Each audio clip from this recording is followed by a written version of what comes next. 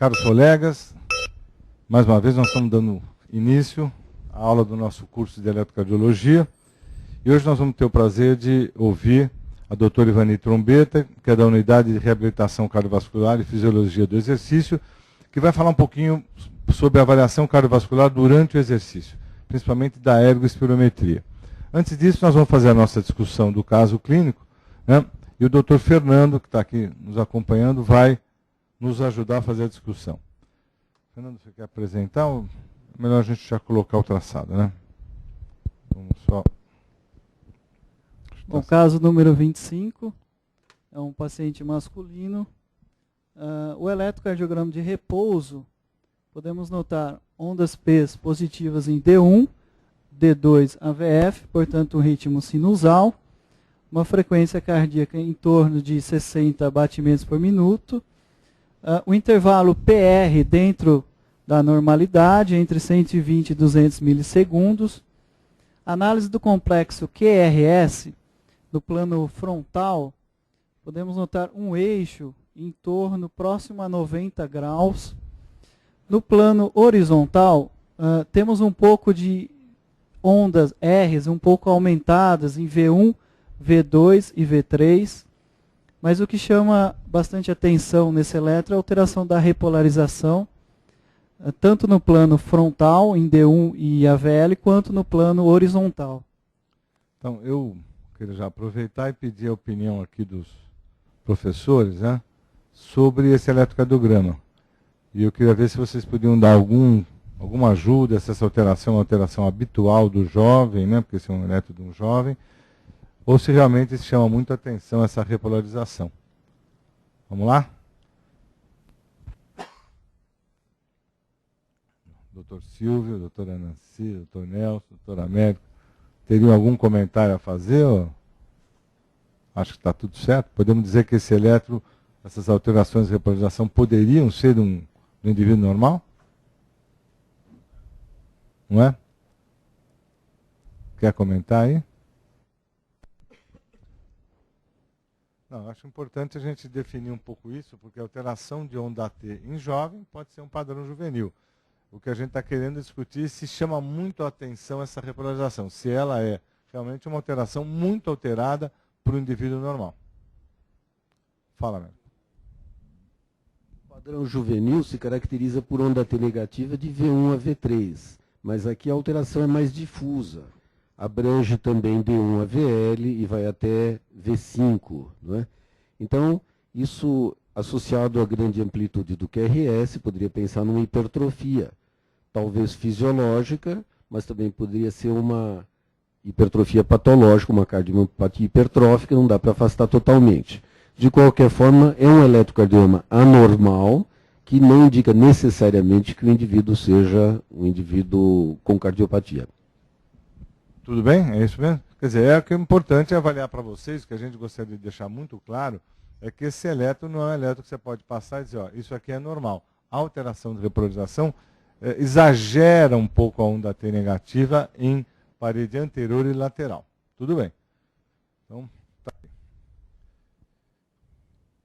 Acho que aqui tem os dados do... Espera um pouquinho só, vamos voltar um pouquinho, que tem os dados do paciente, né? Eu acho interessante você estar escrevendo isso, Fernando. Então, é um paciente masculino de 21 anos, paciente branco, atleta profissional, solteiro, natural de Maceió e procedente de São Paulo. É um paciente jogador de futebol, competitivo há mais ou menos 13 anos, sendo que há 4 anos tornou-se profissional. Ele era um paciente assintomático e foi encaminhado para avaliação cardiovascular pré-contratação, sem antecedentes patológicos, sem antecedentes familiares. O exame físico normal. Então, vamos lá. Quer dizer, o indivíduo, então, é um atleta profissional, né? Um indivíduo que já pratica futebol competitivo há muitos anos e não tem nada no exame importante. Está em teste ergométrico, né? Também você quer falar um pouco sobre ele, Fernando? Bom, do lado esquerdo, o eletro pré, que a gente já viu. E o eletro direito é o eletro de pico do esforço. É um teste negativo para isquemia. Podemos notar aí um atraso final de condução durante o pico do estresse. Uma exacerbação de um atraso que já tem um pouquinho lá no eletro de base, né? Acho que só exacerbou um pouco isso, mas o teste ainda é normal. Ele realizou um teste ergoespirométrico, também dentro da normalidade. Ivani, você quer comentar alguma coisa? Dá para você enxergar, pelo menos, ou está difícil? Dá para ver que é um atleta. Não tem um VO2 assim, para 21 anos podia ser um pouquinho mais alto para um atleta de futebol, mas é considerado um VO2 padrão para quem está bem treinado. Eu não diria atleta de corrida, por exemplo, seria maior. Talvez Claro. o futebol, por ter uma característica mista, hein, e depende da posição que ele pratica também, né? Os laterais têm VO2 mais alto normalmente, né? E a frequência alcançada foi praticamente a máxima. É um teste Considerado normal, né? normal. Tá ótimo. Aqui eu gostaria de fazer alguns comentários com vocês, né? Vejam que o vetrocardiograma, então só para lembrar para vocês aqui, ó, aqui é anterior, deixa eu só, aqui é anterior, é nada, não estou conseguindo marcar, pronto, vamos ver. Anterior, posterior, direita, esquerda. A ativação deve vir para frente, né? Para a direita, o vetor chamado vetor 1, ativação aqui da região septal. Depois ela deve ir para trás e para a esquerda, ativação das paredes livres. E deve terminar nas porções basais, para a direita e para trás. Se nós fôssemos aqui fechar, juntar esses vetores, o vetrocardiograma normal estaria aqui, ó, né? E o que chama atenção? Chama atenção que a ativação se dá praticamente com uma pequena anomalia, quer dizer, ela não vem para frente e para a direita, ela vai muito para frente e para a esquerda. Vocês notam um nítido, uma rapidez com que ela sai daqui, vem lá para trás, faz uma voltinha, quer dizer, há um atraso no momento final de condução. E o que chama muito a atenção é esta onda T, ó. Ela é arredondada quando ela tinha que ter um padrão mais comprido, né? Com uma relação aí com um eixo um pouco menor. Então, está me chamando muito a atenção uma anomalia realmente da ativação septal, há um atraso final de condução e uma onda T que eu diria com um padrão não habitual para um indivíduo normal.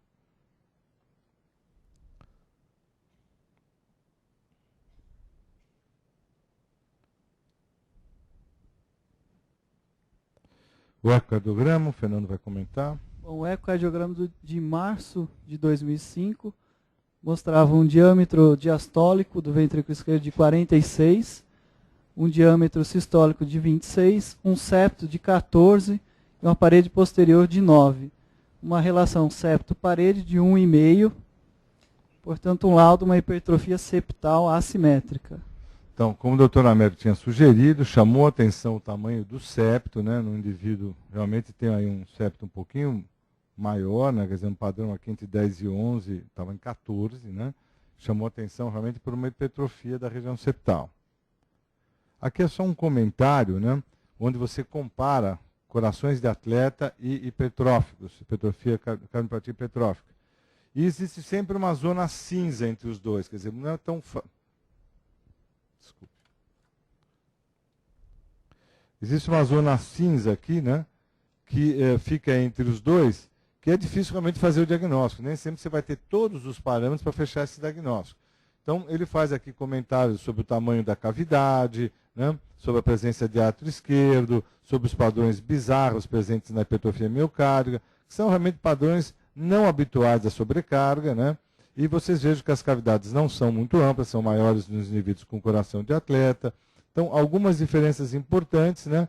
E o que chama muito a atenção é que no atleta ele tem uma diminuição, né, da espessura quando você realmente tira o indivíduo do exercício, né? Quando você tira do condicionamento. E a história familiar muito presente na hipertrofia. Então, essa relação é importante para a gente estar separando um pouco o padrão do hipertrófico do indivíduo chamado coração de atleta.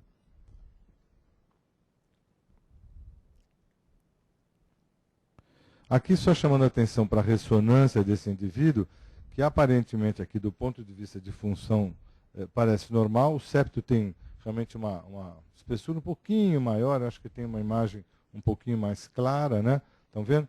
O septo realmente, quando ele engrossa, vocês veem que ele tem uma porção um pouquinho mais diferenciada ali, né? Não tanto só na porção apical, mas um pouquinho antes, você vê que ele tem um padrão um pouco hipertrófico, realmente chama um pouco a atenção na ressonância, mas o que chamou muito a atenção na ressonância também foi um pequeno ponto de fibrose, né?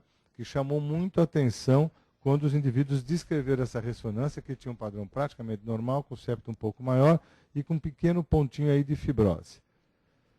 Bom, qual foi a orientação aqui importante? A conduta foi realmente de treinamento por 3 meses e repetição desses exames, porque isso seria muito importante para caracterizar realmente o coração do atleta, né? Então esse indivíduo foi destreinado e foi realmente pedido para repetir os exames. Ivani, aproveitando aqui que você está aí, quer dizer, isso é muito comum, né, fazer isso em atletas, né? Sim, é o melhor jeito de tirar a prova, né? Se realmente é uma alteração patológica ou se é fisiológica. Com destreinamento, se não houver regressão, aí realmente esse indivíduo tem que ser retirado do esporte, né? Tá, perfeito. Então, a Ivani já está nos adiantando que essa prova que você faz de destreinar um indivíduo por 3 meses e refazer os exames, seria uma forma de você perceber realmente se isso é possível, que haja realmente uma redução, e isso caracteriza o indivíduo que tem hipertrofia realmente pela atividade física e não o indivíduo que tem uma cardiopatia hipertrófica. Aqui o eletrocardiograma de repouso pré e depois o pós, né, Fernando? Onde você dá? O eletrocardiograma pós-destreinamento, 3 meses após, mantém o ritmo sinusal, o intervalo PR normal, o complexo QRS normal, porém houve aí uma melhora da repolarização. Podemos notar aí de V3, V4, V5, V6, D1 e AVL, uma melhora da onda T, da repolarização ventricular. Você veja o D1, né? O D1 do traçado pré e depois do destreino, estão vendo? A onda T melhorou na parede lateral, vocês observem aqui que a alteração ficou menor, olha aqui o V3, olha a alteração que ele tinha lá. Quer dizer, há uma nítida mudança do padrão eletrocardiográfico do pré e para o pós, né? Não tem a menor dúvida que houve mudança. O vetocardiograma também, embora esse da direita não esteja tão claro, vocês vão observar que a onda T deixa de ser arredondada, vocês estão vendo, ó, o padrão da onda T, para ser um padrão realmente mais alongado, né? Um padrão de repolarização que houve realmente esta mudança clara do padrão da primeira onda T para a segunda onda T. Quer dizer, há mudança da repolarização, embora a ativação septal não tenha mudado, né? Ela permanece com aquele atraso e com a mesma anomalia inicial. O ecocardiograma, o Fernando vai comentar. O ecocardiograma, 3 meses após, de junho de 2005, mostra um diâmetro diastólico de 43, um diâmetro sistólico de 24 e uma relação aí septo-parede de 1,4. O anterior era 1,5. Houve uma pequena diminuição, embora não esqueçam que ultrassom, né, depende de quem faz, e as mudanças assim tão discretas eu não chamaria tão importante. O que ficou muito característico para a gente foi a alteração eletrocardiográfica, ficou muito clara, né? Bom, a conduta final foi realmente desqualificação do atleta para esportes competitivos. Quer dizer, em função mais também do achado da ressonância. Eu acho que aquela fibrosezinha ali chamou um pouco a atenção e para esporte competitivo realmente chama a atenção e isso pode trazer algum prejuízo, né? Fala, Nelson.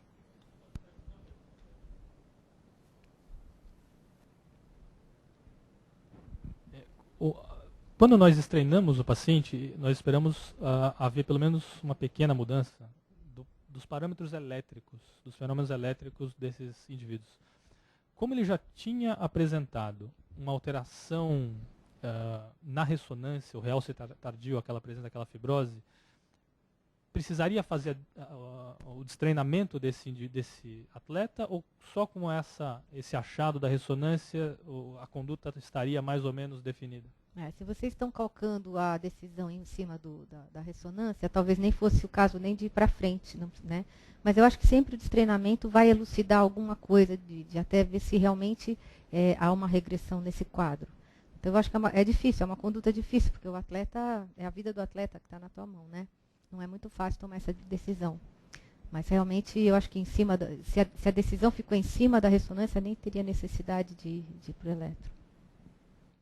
A pergunta do Nelson é bem pertinente, né? Porque às vezes você, como médico de imagem que define aquela fibrose, raramente você vai deixar que esse indivíduo faça esporte competitivo, vai piorar isso com risco de arritmias e morte súbita. Eu acho que isso é bastante pertinente a pergunta, né? Bom, então tá aí, Fernando, vamos fechar. Bom, a descrição do elétron, ritmo sinusal, com a discreta arritmia sinusal, que é a frequência cardíaca normal, duração e eixo das ondas P e QRS dentro dos limites normais. Importante alteração da repolarização ventricular, de V1 a V6 e de D1 e a VL. Atletas profissionais devem ser submetidos à investigação cardiológica completa para serem liberados para suas atividades. Nesta investigação deve constar eletro de repouso, teste ergoespirométrico e ecocardiograma.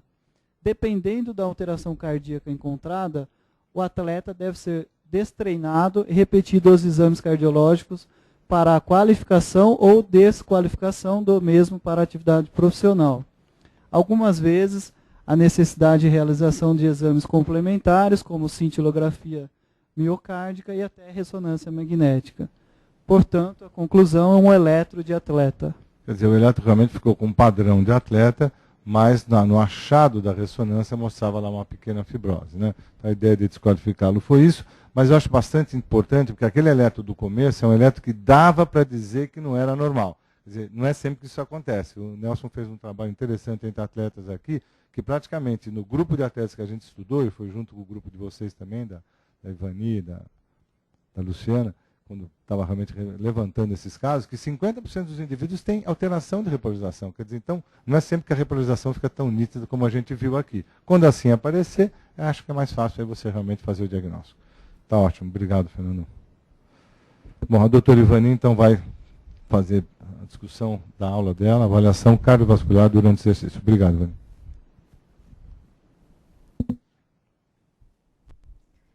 Bom dia a todos. Em primeiro lugar, eu gostaria de agradecer o convite para poder partilhar com vocês um pouco da nossa experiência em ergospirometria.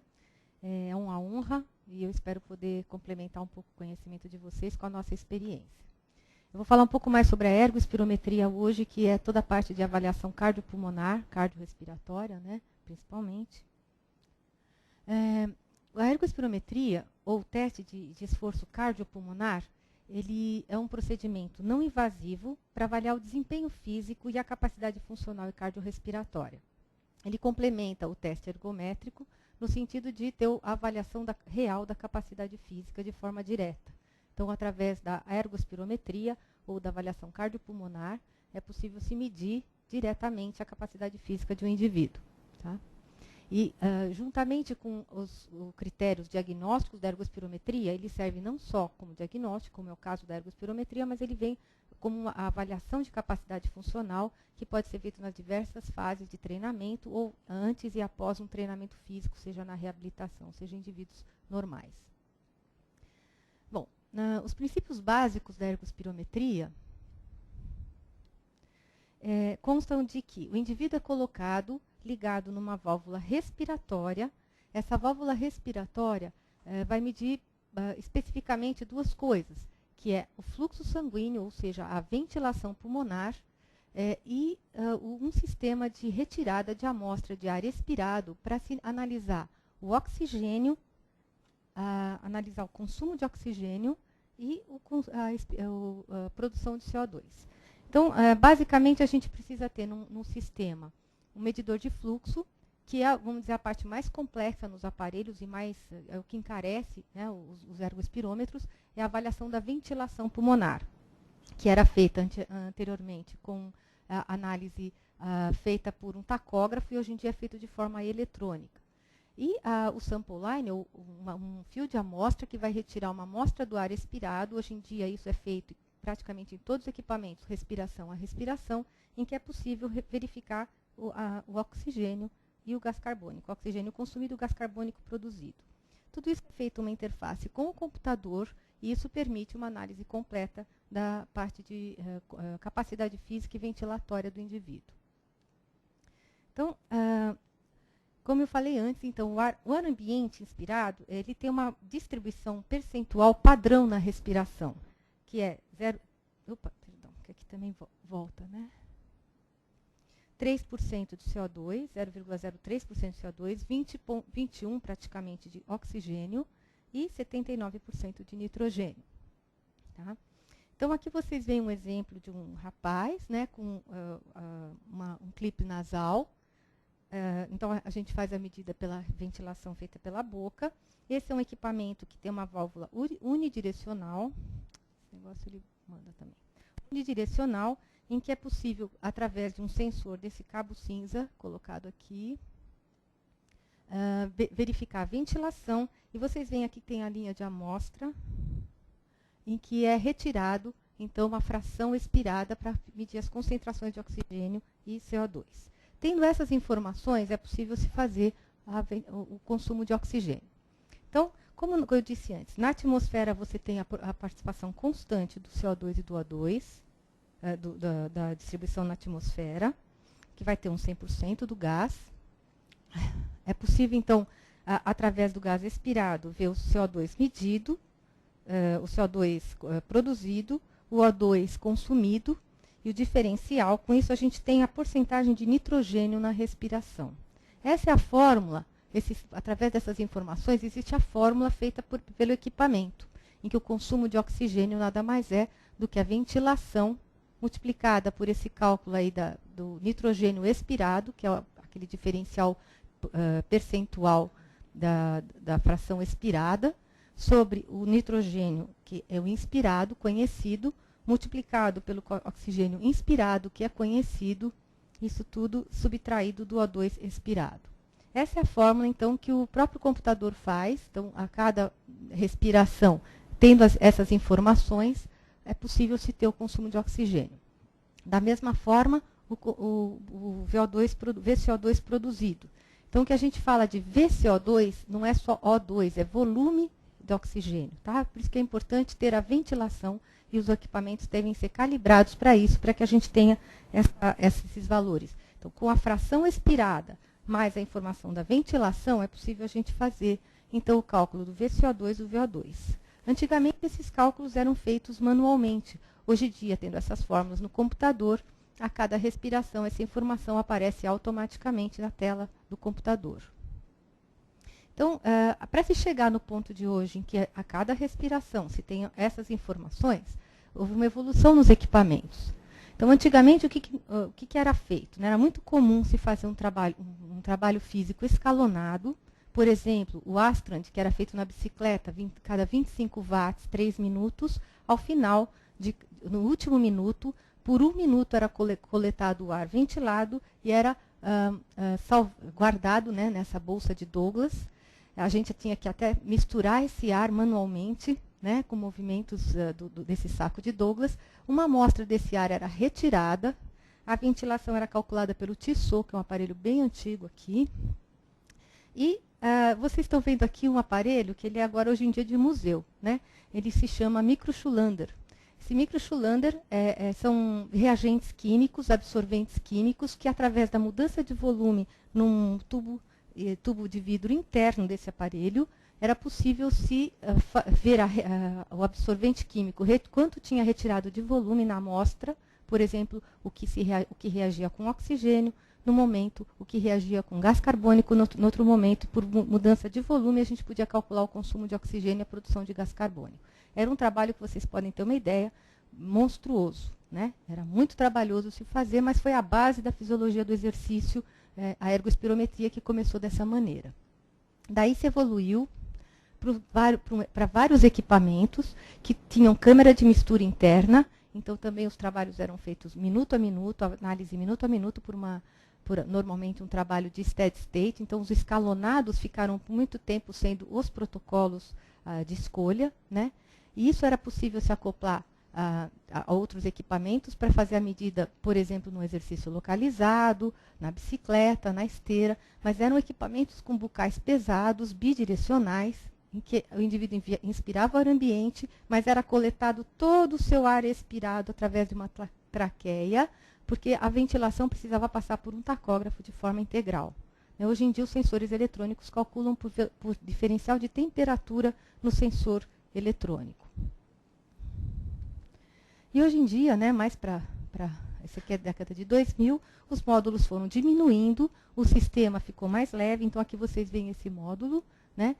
Aqui já é o bucal como é o de hoje, com algumas alterações técnicas, mas relativamente pequenas, né? E hoje em dia, então, nós temos um equipamento ainda menor, que é um módulo pequenininho que fica aqui.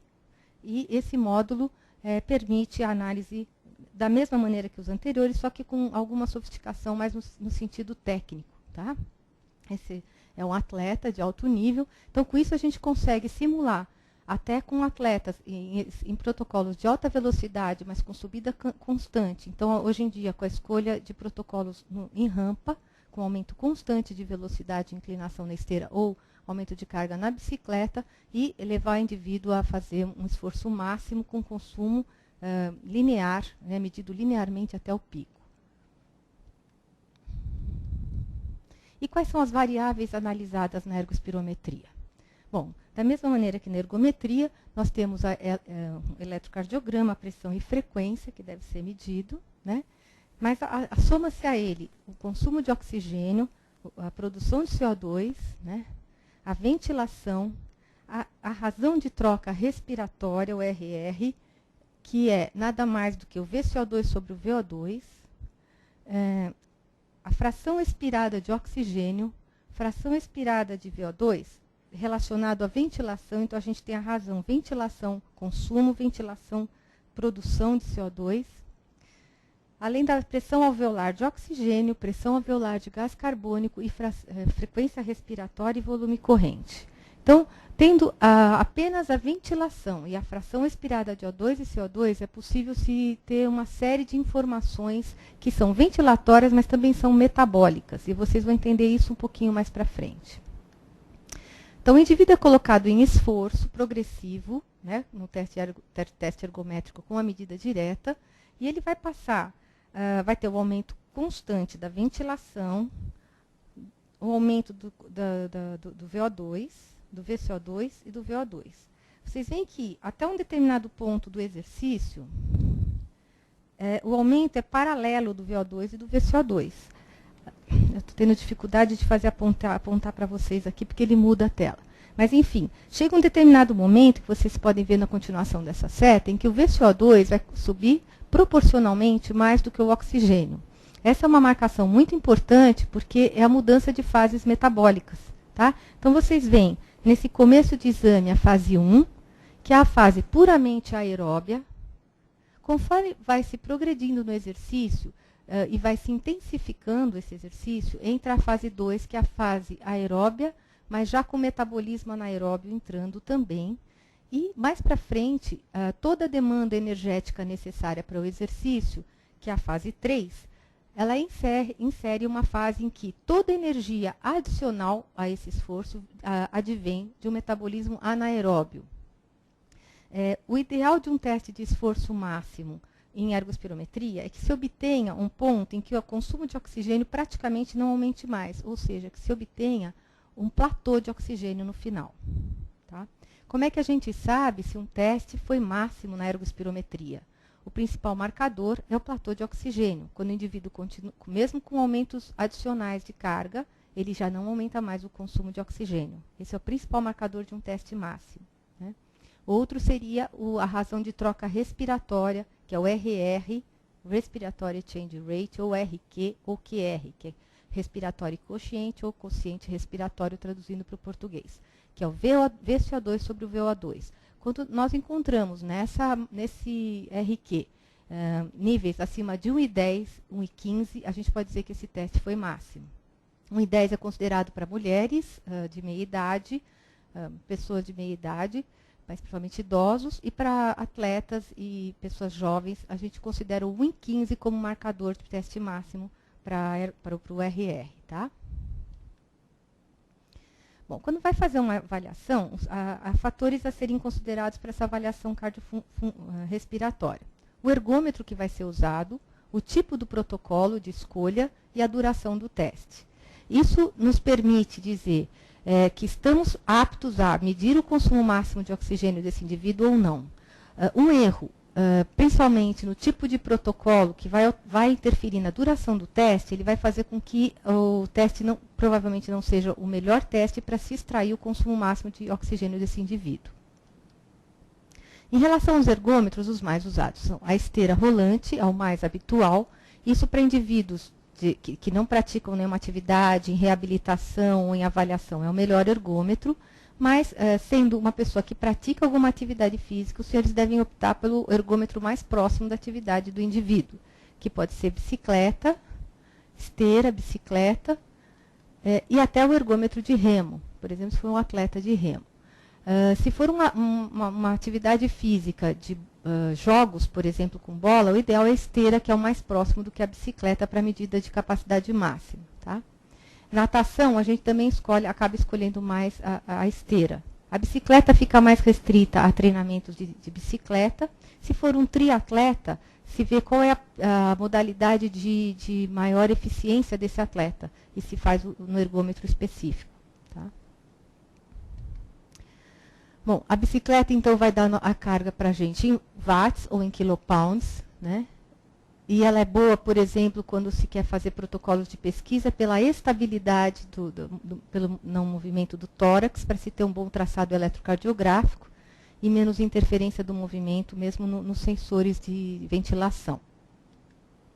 Na esteira, atletas de maratonistas, então nós temos tido avaliações muito bem feitas nesse ergômetro, porque o bucal é muito leve, né? É possível o indivíduo se movimentar com certa liberdade e ainda assim termos uma boa avaliação da capacidade física. Esse é um atleta de ponta no Brasil, de maratona. Agora, o tipo de protocolo é o mais importante, né, quando vai se fazer uma avaliação ergospirométrica. O protocolo de rampa ou escalonado vão nos determinar realmente a evolução dessa carga. Então, o ideal é o protocolo de rampa quando você vai se fazer ergospirometria, onde há uma elevação constante da carga sem haver essas interrupções, por exemplo, que a gente vê nos testes escalonados. Eu não consigo fazer aquilo. Desculpa. Só é possível se observar as inflexões metabólicas de forma com precisão e sem margem de erro, quando a evolução de carga é constante. Se houver, por exemplo, um linear em qualquer um desses degraus formados pelo escalonado, é difícil se estabelecer se essas inflexões de curvas que nós estamos vendo, tanto na ventilação como no próprio consumo de oxigênio, ou na relação da ventilação, porque ela pode ocorrer justamente nesse degrau. E aí você perde, será que essa alteração de inflexão de curva foi porque houve uma alteração de carga, ou se é realmente o momento de um limiar anaeróbio, por exemplo. Bom, para escolher o protocolo, tem que ser considerado o sexo do indivíduo, a idade, peso, altura, se ele é preventivo ou cardiopata, pelo nível de condicionamento, se ele é um sedentário, condicionado, se é um atleta amador, se é um atleta de elite. Com muita experiência, nós acertamos na maior parte da escolha, mas existe vezes que nós temos que reagendar o exame porque a escolha não foi adequada para se fazer o melhor protocolo. Mas com uma certa experiência, não precisa nem de muita experiência, não é muito difícil de acertar na escolha do protocolo.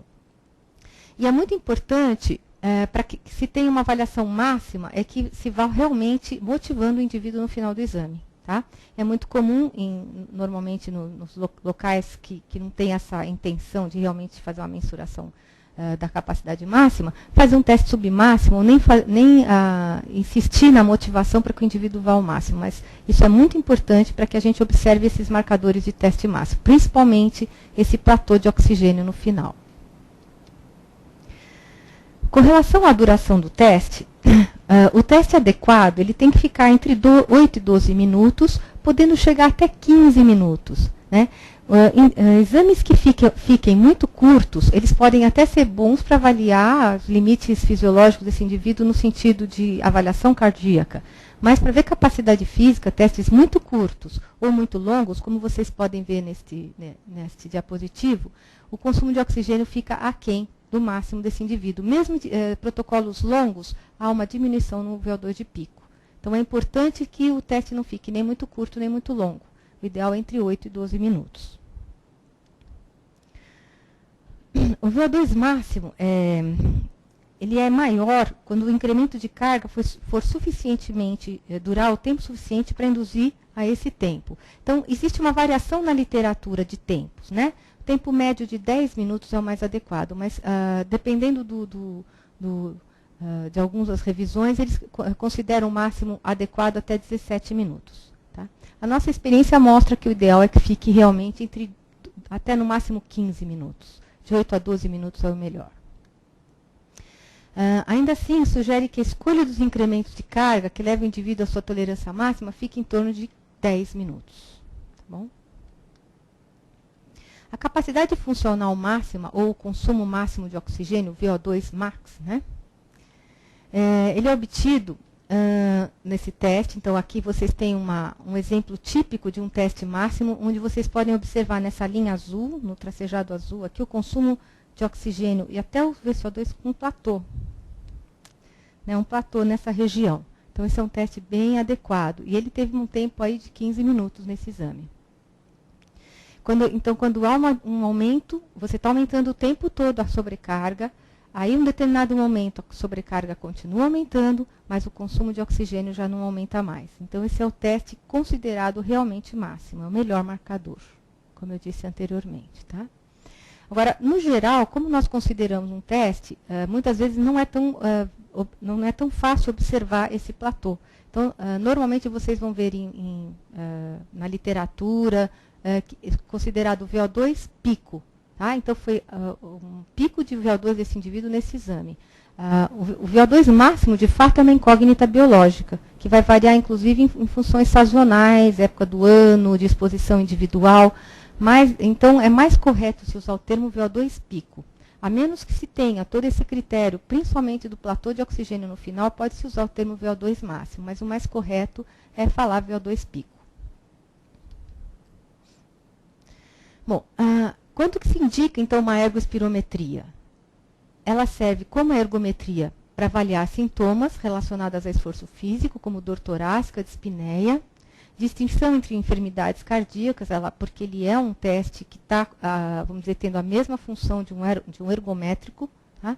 E principalmente para ver essas enfermidades como fatores limitantes no exercício. Então, o indivíduo que no repouso, às vezes, não apresenta uma alteração, ele vai apresentar isso quando há uma solicitação do sistema cardiovascular. A medida do desempenho ao exercício, ele vai medir a capacidade física dos atletas, ele serve como um valor prognóstico com pacientes com insuficiência cardíaca. Aqui no INCOR mesmo, nós temos, normalmente, a avaliação de pacientes que estão na fila de transplante, passam por uma avaliação ergospirométrica, né?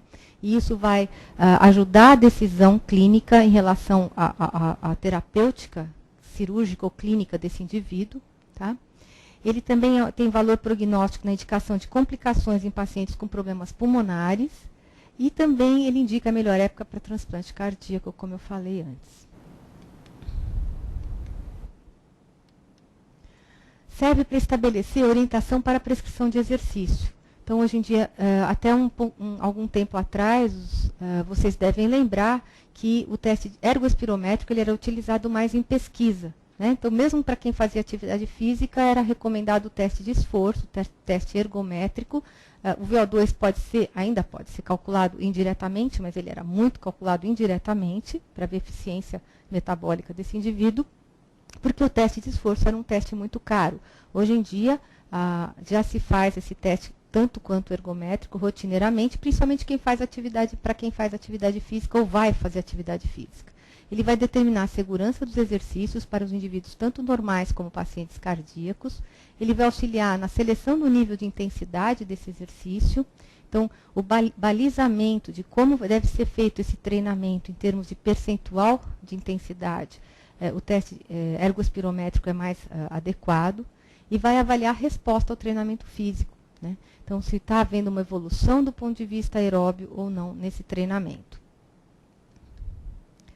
A avaliação cardiorrespiratória e metabólica consegue discriminar a capacidade física e funcional dos indivíduos? A ergospirometria é usada, então, tanto para atletas, como para indivíduos sedentários ou condicionados, e para indivíduos cardiopatas. Então, dependendo da escolha do protocolo, é possível ter essa avaliação nas diferentes categorias, tá? Tanto do atletas, desde o atleta até o indivíduo com classe funcional 2-3 normalmente, né? O indivíduo com New York Heart Association em nível 4, normalmente não se tem indicação de teste pela limitação. Não é possível conseguir grande tempo em caminhada na esteira e a interrupção é feita tanto quanto no indivíduo fazendo uma caminhada simples.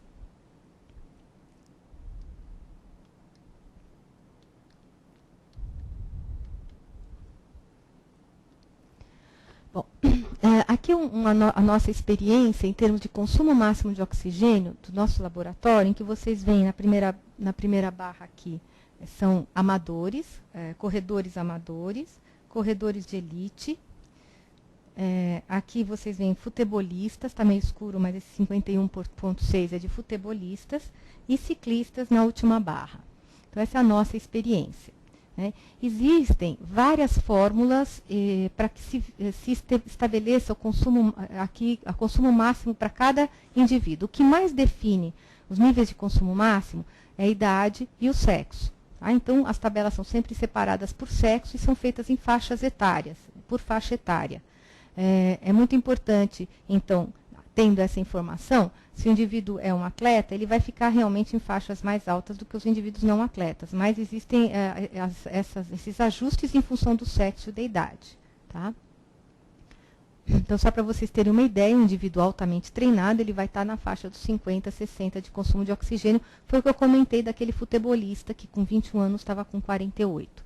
O consumo de oxigênio ele sobe até perto dos 30 anos. Então, o ápice de capacidade física aeróbia não é como outras capacidades, né, físicas que são mais perto dos entre os 20 e 25 anos. A aeróbia vai ficar entre 25 e 30 anos, o ponto máximo, né, o potencial máximo dos indivíduos. Mas, de um modo geral, os atletas vão ter VO2 acima de 50, atletas de alto nível. Aquele atleta que foi apresentado, ele tinha 48, com 21 anos, né? Que pode ser que ele fosse um lateral, porque ele tinha uma hipertrofia, né, pelo treinamento. A gente não sabe qual era a posição dele, mas isso também existe uma interferência de treinamento. Se você tem um treinamento mais aeróbio ou um treinamento mais de intensidade, você vai ter um desenvolvimento maior ou menor da capacidade física. Tá? Isso está caindo um pouco por terra, porque os indivíduos, mesmo fundistas de maratona, por exemplo, eles treinam muito em intensidades muito altas. Né? Mas, de via de regra, quanto que, por exemplo, um trabalho localizado, como um de força, vai interferir na capacidade aeróbia? Parece que tem mais a ver com como você distribui esse treinamento.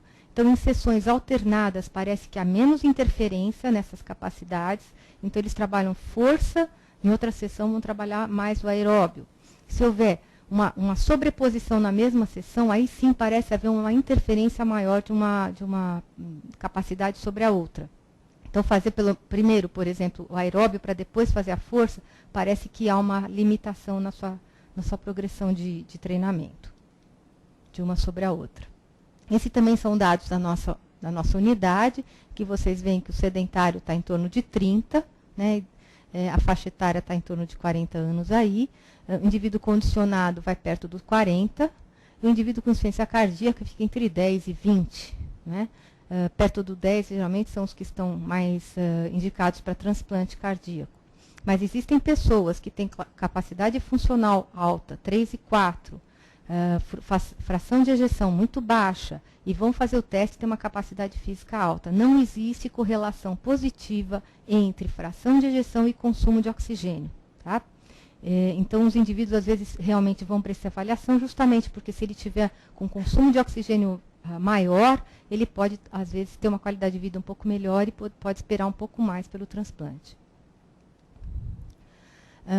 Bom, a avaliação do grau da severidade da doença é muito importante se ver o consumo de oxigênio. Então, que porcentagem ocorrem os limiares e a quanto você tem de VO2? Esse aqui mostra que quanto maior a capacidade funcional, quer dizer, quanto pior a capacidade funcional, você vai ter uma diminuição no VO2 que no repouso é igual para todo mundo. Né? Então, muitas vezes, você não pode se basear no consumo de oxigênio de repouso, que é de 3,5 ml por quilo de peso por minuto para a maioria das pessoas. Tá? Então, você medir um indivíduo treinado ou um indivíduo não treinado, ou até um patológico, o VO2 de repouso deve ser igual. Ao longo das cargas submáximas, proporcionais a esse indivíduo, vocês vão ter uma diminuição do consumo de oxigênio. E vai acontecer isso também no pico do exercício. Apesar de não ter aquela correlação que eu falei com fração de ejeção, mas tem correlação sim com a classe funcional do indivíduo. Tá? Aqui não é capacidade funcional, é classe funcional do New York Heart Association. 1, 2 e 3. A capacidade física também está relacionada com mortalidade. Então, indivíduos com capacidade física menor do que 16 ml por minuto por quilo de peso têm uma menor sobrevida do que indivíduos com um VO2 pico maior do que 16. Então, além do New York Heart Association, é importante se ter essa avaliação, porque ela está diretamente relacionada a um prognóstico do indivíduo, né, de sobrevida do indivíduo. Esse é um trabalho que foi feito pela doutora Ana, lá do nosso laboratório, foi o trabalho de tese dela, mostrando que existe um fator prognóstico para todas essas variáveis que são possíveis de serem medidas durante um ergospirométrico. Então, o consumo de oxigênio, quer dizer, um consumo de oxigênio para cada ml por quilo de peso de redução do consumo de oxigênio, se aumenta em torno de 40% o risco relativo desses indivíduos. Tá? Outros dados que se relacionam é a relação VO2-VCO2, ligeiramente, mas também, e principalmente o PET-CO2. Por isso que existe aquele estudo do PET-CO2 para se ver prognóstico de indivíduos, porque 10% do aumento, da diminuição do PET-CO2 leva a um aumento de 10% a mais no prognóstico. Tá? 10% de prejuízo no prognóstico desse indivíduo de óbito. Tá? Bom, aqui a gente então tem, como eu mostrei anteriormente, as fases metabólicas. O que acontece? Então, o indivíduo no repouso, ele tem predominantemente um metabolismo aeróbio, com consumo de gordura, predominantemente, que é o nosso principal estoque de energia. Tá? Então, ao longo da primeira fase do exercício, ele continua retirando o oxigênio que está sendo ofertado, e isso não é às custas de um aumento tão abrupto da ventilação. Então, nós vamos tendo um aumento do VO2 em proporção menor do que o aumento da ventilação. Então, há uma redução nessa variável VE-VO2. Aí eu vou ter um aumento maior da minha retirada periférica, porque a minha oferta ventilatória, ela supre de sobra o que eu preciso na periferia. Tá?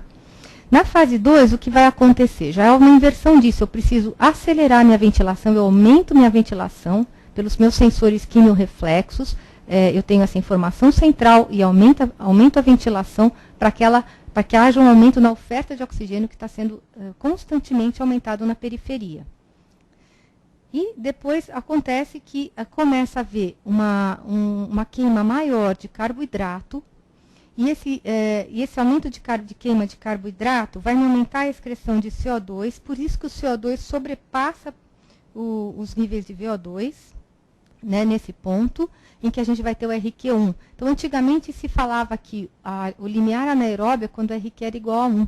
Mas, na verdade, existem dois limiares hoje, um anterior ao RQ1 e um pouco posterior, que é justamente essa fase de mudança metabólica, em que eu mudo da minha fase puramente aeróbia, começo a ter um aumento da minha fase anaeróbia, mas ainda com preponderância aeróbia, que é a fase 2. Tá? A fase 3 é quando eu não consigo mais aumentar a energia necessária para o meu esforço via aeróbia, começa a ter uma queima mais exacerbada de carboidratos, que é o glicogênio, tanto depressão do glicogênio muscular, glicogênio hepático, com necessidade de gliconeogênese pelo fígado, né? E a minha energia, então, advém de uma fonte que ela é finita a curto prazo, e aí o indivíduo entra em exaustão. Por que o indivíduo entra em exaustão? Principalmente por dois fatores. A depressão do glicogênio muscular, que ela é localizada, mesmo que eu tenha estoques em outros grupos musculares, os grupos musculares ativos depletam e a minha musculatura não contrai mais, porque a intensidade é de fonte energética de carboidrato, eu não consigo mais suprir essa energia. E 2, pela acidose metabólica estabelecida no músculo. Tá? Então, o indivíduo entra em exaustão, acontecem esses fenômenos, são praticamente sobrepostos, mas um pode preceder ao outro em função da intensidade e do condicionamento físico do indivíduo. Bom, a prescrição de exercício baseada nos limiares ventilatórios, ela usa basicamente a determinação, então, desses dois pontos. Então, como eu disse anteriormente, eu estou fazendo um esforço progressivo constante. Só que o que acontece com a minha relação, com o meu metabolismo? Então, Então, como eu falei no início do esforço, aqui, não estou conseguindo pontuar, mas no segundo grafiquinho, vocês têm VE sobre VO2. Então, como eu disse, a retirada do oxigênio ofertado pela minha ventilação, que também está subindo, a retirada é maior do que a necessidade de aumento da minha ventilação. Então, minha VE VO2 e minha pressão alveolar de CO2, ela vai descendo no início do exercício. A partir do ponto em que eu preciso ter um incremento adicional da minha ventilação, porque a oferta está insuficientemente grande, né? A oferta está diminuída em relação à necessidade periférica, aí eu começo a inverter essa relação. Eu tenho que hiperventilar. Então, a gente consegue ver uma pequena hiperventilação no primeiro limiar e no segundo. Ele é mais marcador do segundo limiar, mas... aqui, achei.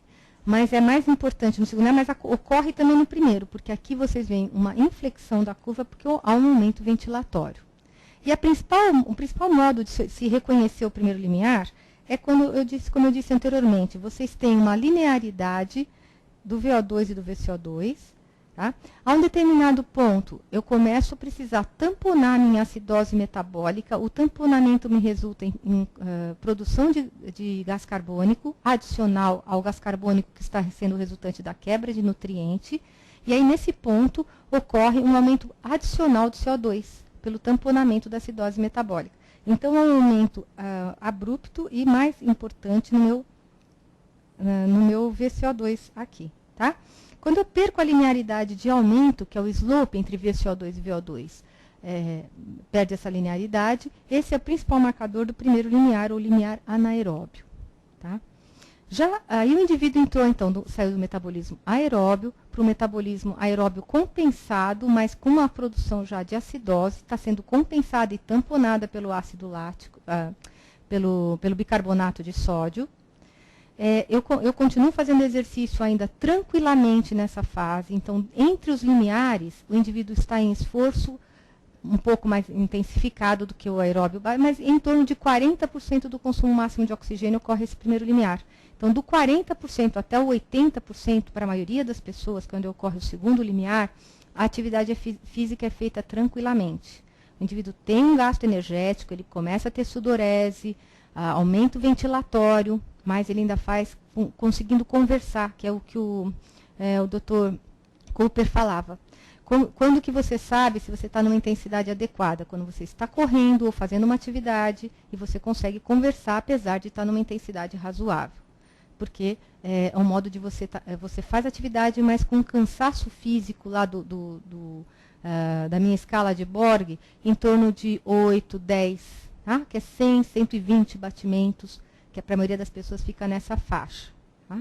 A frequência cardíaca vai variar em função da idade, mas é uma faixa dos limiares em torno de 40% a 80%, é onde você faz atividade com uma certa tranquilidade, onde o efeito é importante sem que haja uma sobrecarga metabólica. Então, a partir do segundo limiar, o que ocorre? Né, que é aqui, que está em torno, como eu disse, dos 80%. O indivíduo começa a não conseguir mais tamponar o ácido lático, ou acidose metabólica. O bicarbonato é finito, não consegue então tamponar. Há um aumento então dessa acidose, levando à fadiga muscular. E esse aumento do consumo da produção de CO2, né, aumentando a pressão de CO2 no sangue, nos quimiorreceptores centrais e periféricos, fazem uma informação central para o sistema nervoso, aumentar a ventilação. Então, é muito comum para quem tem a experiência de fazer um teste ergospirométrico, ouvir a ventilação do indivíduo. A hora que você começa a perceber, você ouve no sensor, é bem audível a ventilação do indivíduo, ele começa a ter essa hiperventilação, vocês veem a inflexão ventilatória, que geralmente é assim, o indivíduo está aumentando, por exemplo, 2, 3 litros, 5 litros para cada 30 segundos, vamos dizer. Então, você pôs o seu tabular lá, né, de repente o indivíduo sobe 10, 15 litros. Então, num tabular de exame é muito visível essa hiperventilação no segundo limiar. É um momento em que ele chama ponto de compensação respiratória, mas na verdade ele está descompensado, ele não consegue mais, através mesmo dessa hiperventilação, suprir a necessidade energética pelos motivos de depleção de glicogênio, acidose metabólica, não é mais oferta de oxigênio, que é o fator limitante. Tá? porque o oxigênio, na verdade, ele vai servir na quebra do nutriente, seja gordura, seja carboidrato estocado no organismo, ele vai servir como receptador de íons H da quebra. Mas se você não consegue nem mais utilizar, porque você já não tem mais esse substrato, né? Que em intensidades altas a gente não consegue puxar mais do metabolismo aeróbio, do anaeróbio é limitado e a gente entra em exaustão. Bom, então como é que se detecta os limiares ventilatórios? O primeiro limiar é a perda da linearidade entre o VCO2 e o VO2. É o ponto mais baixo do PET CO2, da pressão alveolar de oxigênio, e é o menor valor da relação ventilação-consumo de oxigênio. Tá? Olhando aqui no gráfico, vocês vão olhar no gráfico de baixo, em que nós temos essas unidades. Então, em vermelho, nós temos o VO2. Ponto mais baixo, né, vocês veem, deixa eu ver se eu consigo pontuar aqui, mais ou menos por aqui, tá?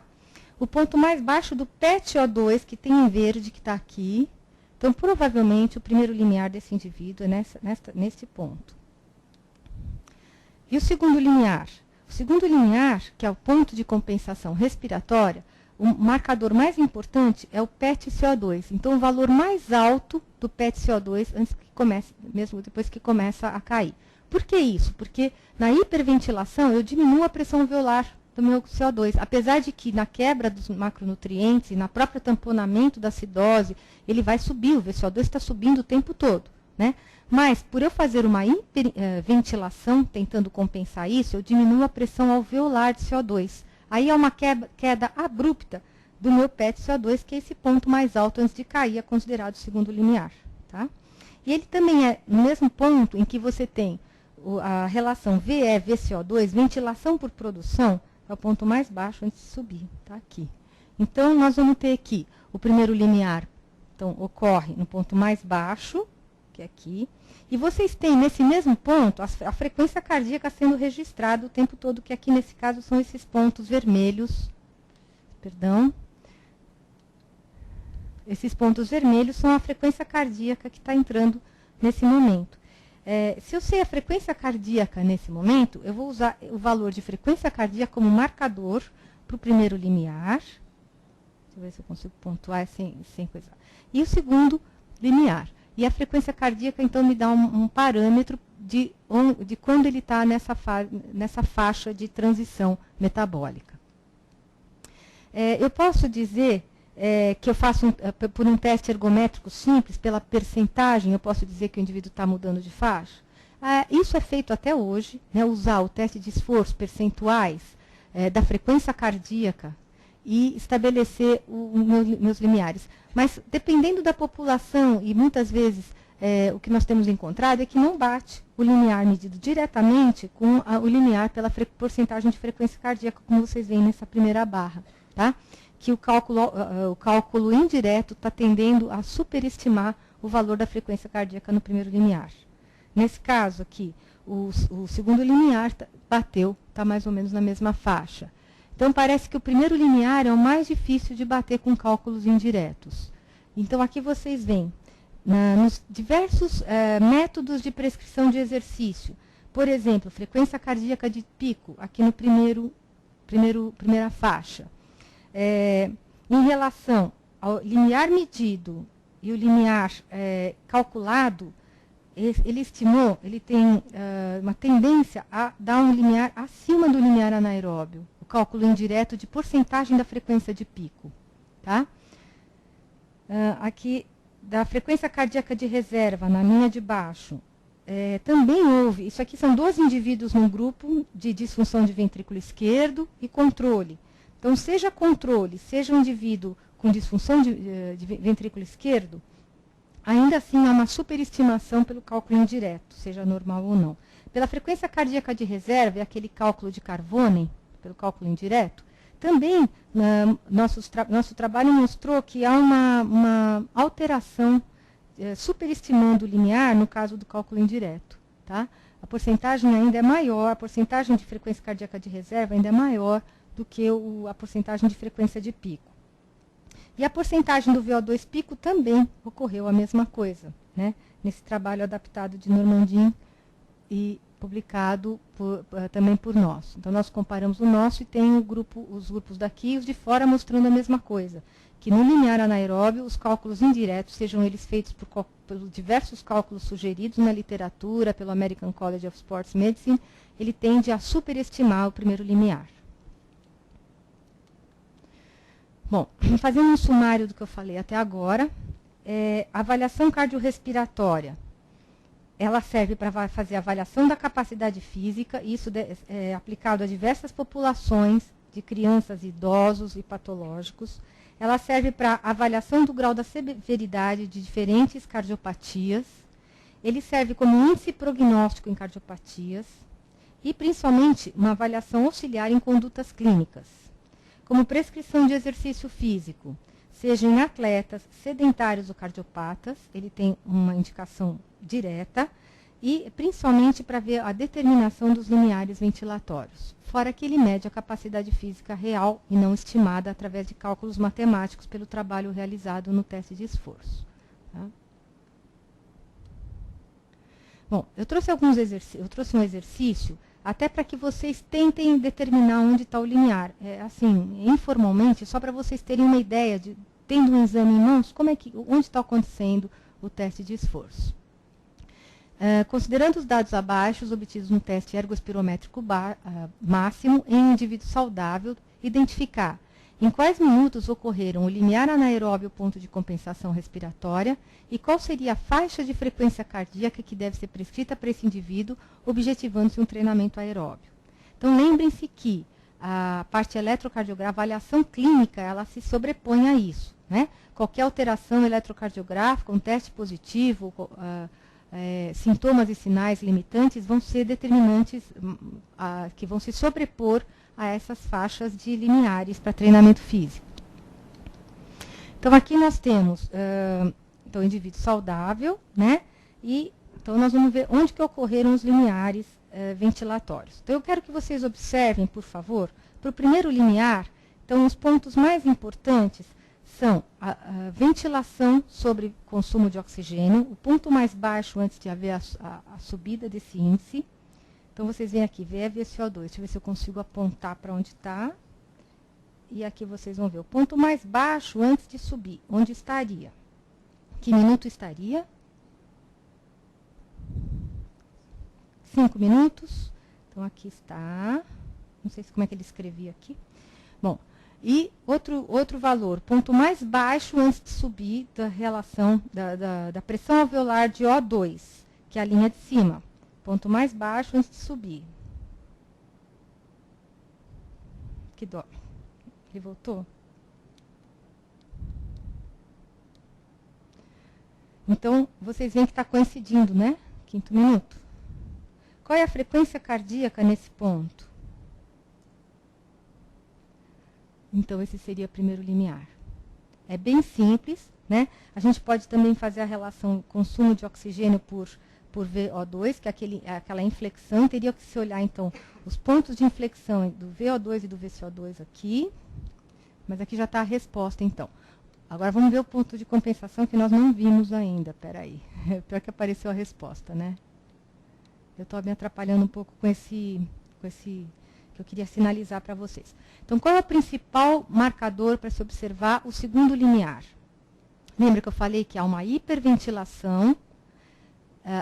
Apesar de eu estar tendo um incremento importante do meu consumo minha produção de CO2, eu tenho uma diminuição na pressão alveolar, que é o PET-CO2, e aquele é o principal marcador. Então, nós vamos lá no PET-CO2, nesta linha aqui, vamos ver se ele não anda, e vou procurar o ponto mais alto antes de cair. Onde está? 8º minuto, né? E da mesma maneira, eu vou ver o ponto, aí sim, a relação VE/VCO2, como eu tenho um aumento importante da minha ventilação em relação ao meu aumento do VCO2, eu estou aumentando bastante o CO2, mas a ventilação aumenta muito mais, eu vou ter o ponto mais baixo antes de subir do VE sobre VCO2, tá? Então, vamos ver onde é que está aqui o VE/VCO2, que é o segundo limiar. Ponto mais baixo antes de subir.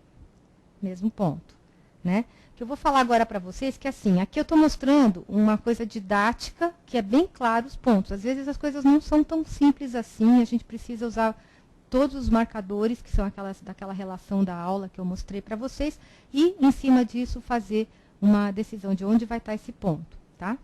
Normalmente a gente olha também o percentual do oxigênio que está acontecendo, até para avaliar esse indivíduo. Indivíduos mais treinados vão ter os limiares mais para frente, em termos percentuais, em relação ao pico do esforço. Indivíduos mais, vamos dizer, doentes ou com baixa capacidade física, eles vão ter esses limiares que são mais precoces em termos percentuais. Tá bom? Então, a frequência cardíaca do 132 ao 152 seria a prescrição de treinamento que vocês dariam para os seus atletas, para o seu aluno, né? Então, os dois, frequência de treinamento. Só mais um para terminar, mais um exercício. Agora nós temos um paciente coronariopata com um teste negativo com 50 anos. Tá? Nós também vamos identificar os minutos em que ocorreram o limiar anaeróbio, ponto de compensação respiratória e a faixa de frequência cardíaca para que esse indivíduo deve treinar. Objetivando um treinamento aeróbio.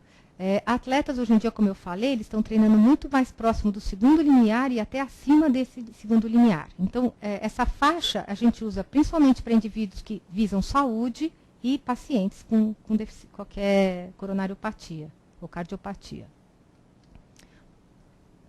Então, lembrem, aqui foi feito em bicicleta, vocês veem as cargas em watts, o consumo de oxigênio, produção de CO2, a ventilação, pressão alveolar de O2, de CO2 e a relação ventilação-consumo e ventilação-produção, consumo de O2 e CO2. E o RR embaixo.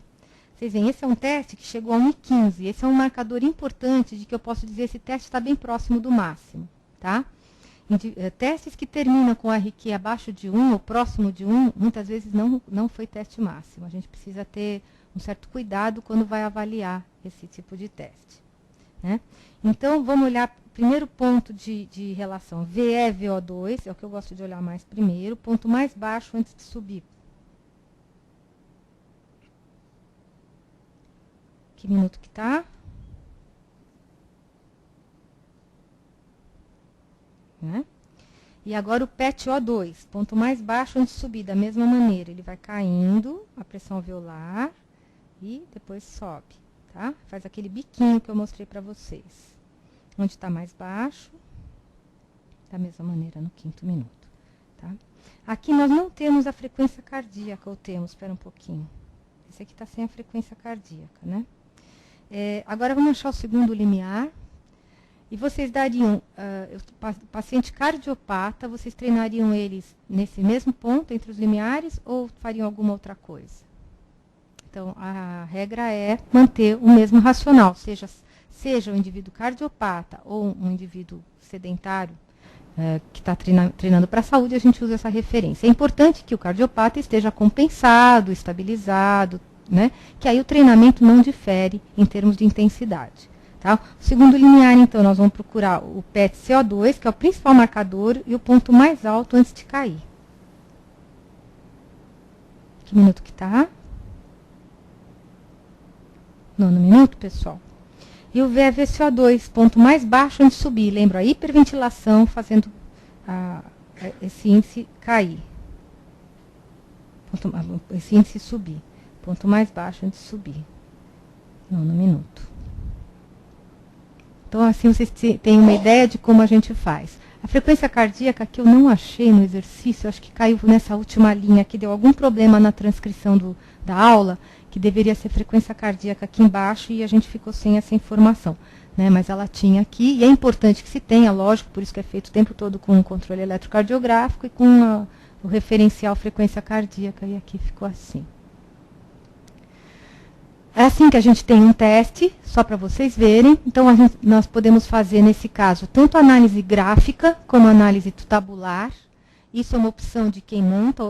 Nós que fizemos a configuração de como nós queríamos que aparecesse. Ele é um programa altamente versátil, que é do SensorMedics, nesse caso. Então, nós temos como montar. Nós montamos, então, com 30 segundos para cada estágio na parte tabular. Na parte gráfica, ele está com 10 segundos, porque nós temos informação respiração a respiração. Tá? Isso nos dá um balizamento de que momento que é um processo, né? Você não tem um ponto de inflexão, que é dali para frente, é um processo de transição metabólica, que é o primeiro e o segundo limiar. Então, é bom você ter, às vezes, uma relação de pacotinhos temporais um pouco diversificados para ter uma informação mais, vamos dizer, mais completa. Tá? Aqui está muito pequenininho, não dá para ver direito, mas vocês têm da mesma maneira o ponto VO2, que é o VO2 ali, o ponto mais baixo antes de subir. Às vezes isso é feito um platôzinho e a gente escolhe o último ponto antes de haver realmente a inflexão da curva. Tá? Às vezes vocês veem os biquinhos, uma sobe e desce, aí sobe e não desce mais. Então, normalmente é o último ponto. Como eu disse, na prática, às vezes não é igualzinho do que a gente faz em exercício para informação didática. Né? E aí nós unimos com a informação do gráfico. Esse aparelho especificamente só dá aquele tracejado, que a gente coloca onde nós achamos o ponto, mas instantaneamente ele também, por slopes, ele faz uma sugestão de ponto de primeiro limiar nesse aparelho específico. Aqui tinha a resposta, esse é o livro que nós editamos, lá vocês, que é a terceira edição do livro da nossa unidade, se vocês tiverem dúvida lá, vocês vão ter bastante informação também, tá? Eu estou aberta para perguntas, né? Nós estamos já em cima da hora. Vocês querem fazer perguntas? Tudo bem? Deu para acompanhar bem? Deu para entender? Eu agradeço demais a atenção de vocês, tenham um bom dia.